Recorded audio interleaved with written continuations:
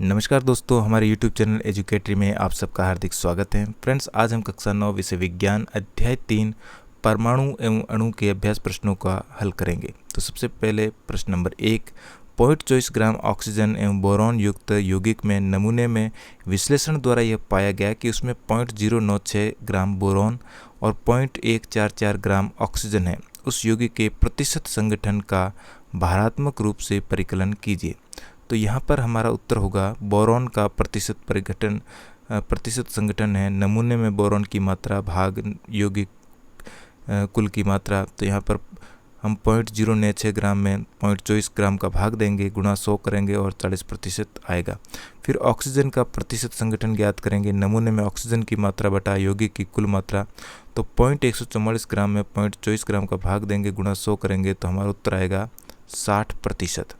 अब दूसरा है 3 ग्राम कार्बन 8 ग्राम ऑक्सीजन में जलकर 11 ग्राम कार्बन डाइऑक्साइड निर्मित करती हैं।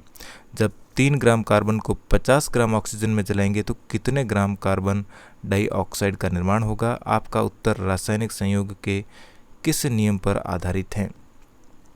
हमारा उत्तर होगा 3 ग्राम कार्बन 8 ग्राम ऑक्सीजन में जलकर 11 ग्राम कार्बन डाइऑक्साइड निर्मित करता है। तो जब 3 ग्राम कार्बन को 50 ग्राम ऑक्सीजन में जलाएंगे तो 53 ग्राम कार्बन डाइऑक्साइड का निर्माण होगा।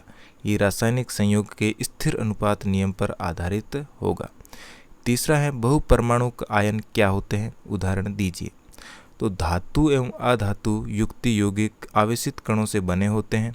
इन आवेशित कणों को आयन कहते हैं।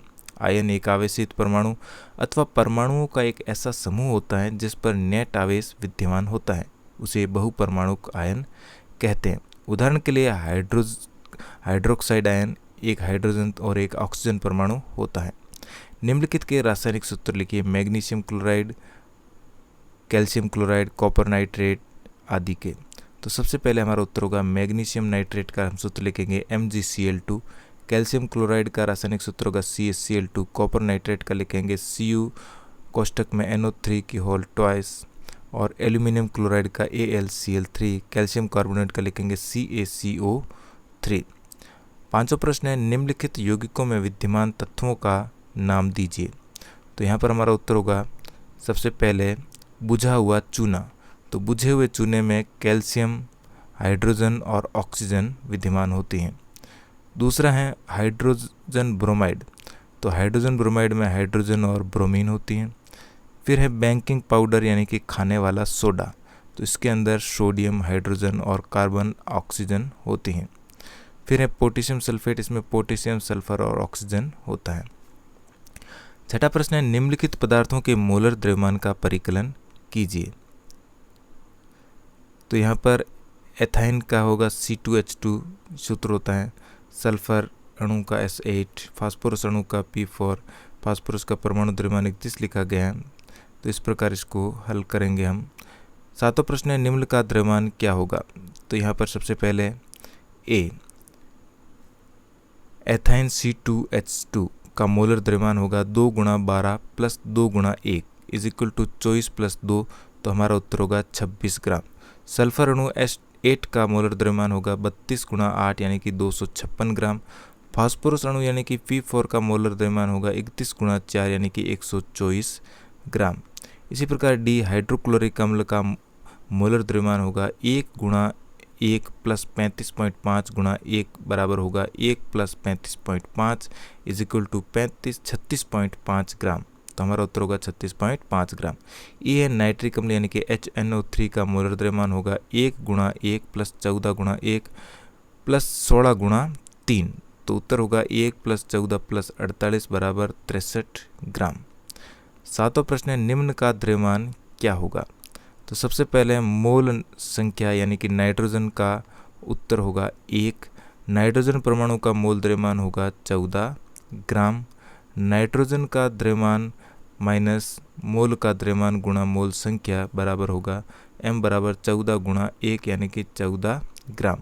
एल्यूमिनियम का परमाणु द्रव्यमान होता है 27 और मोल एल्यूमिनियम का परमाणु द्रव्यमान होता है 4। तो 27 × 4 बराबर उत्तर होगा 108 ग्राम। सी है 10 मोल सोडियम सल्फेट Na2SO3 के लिए होगा 126 × 10 बराबर 1260 ग्राम। 8वां प्रश्न है मोल में बदलिए। तो 12 ग्राम ऑक्सीजन को मोल में बदलेंगे। सबसे पहले 12 ग्राम ऑक्सीजन गैस की मात्रा है 12 ग्राम। ऑक्सीजन का परमाणु द्रव्यमान होता है 16 यूनिट। तो 16 गुणा 2 यानी कि 32 ग्राम 12/32 बराबर 0.375। बी है दूसरा 20 ग्राम जल। तो जल है बराबर 20 ग्राम। रासायनिक सूत्र होता है जल का H2O। हाइड्रोजन प्लस ऑक्सीजन बराबर 16 यूनिट होते हैं। तो 1 यूनिट गुणा 2 प्लस 16 यूनिट बराबर 8 यूनिट। तो 20/18 बराबर होगा 1.11। फिर है कार्बन डाइऑक्साइड, इसमें 32 ग्राम है। तो यहाँ पर CO2 है 32 ग्राम। तो 12 यूनिट प्लस 16 यूनिट गुणा 2 बराबर होगा 12 यूनिट प्लस 32 यूनिट बराबर होगा 44 यूनिट। अब 22 में 44 का भाग देंगे तो हमारा आंसर आ जाएगा 0.5। 9वां प्रश्न है निम्न का द्रव्यमान क्या होगा। सबसे पहले 0.2 मोल ऑक्सीजन परमाणु। तो इसका उत्तर होगा 16 में 0.2 का गुणा करेंगे तो आ जाएगा 32 ग्राम। फिर है 0.5 मोल जल अणु। तो 0.5 को 18 से गुणा करेंगे तो आंसर आ जाएगा 9 ग्राम।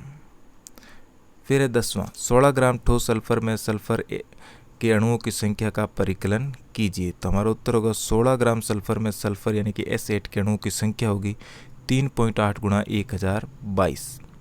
11वां प्रश्न है 0.051 ग्राम एल्यूमिनियम ऑक्साइड Al2O3 में एल्यूमिनियम आयन की संख्या का परिकलन कीजिए। संकेत किसी आयन का द्रव्यमान उतना ही होता है जितना कि उसी तत्व के परमाणु का द्रव्यमान होता है। एल्यूमिनियम का परमाणु द्रव्यमान 27 यूनिट है।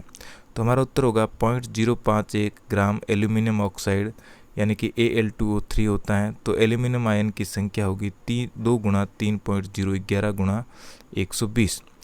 तो उत्तर होगा 6.022 गुणा 1020। इसके साथ ही हमारा पाठ समाप्त होता है। वीडियो अच्छा लगा तो लाइक शेयर और चैनल पर पहली बार आए तो चैनल को सब्सक्राइब करना बिल्कुल भी ना भूलें। मिलते हैं इसी प्रकार के एक और वीडियो में। धन्यवाद।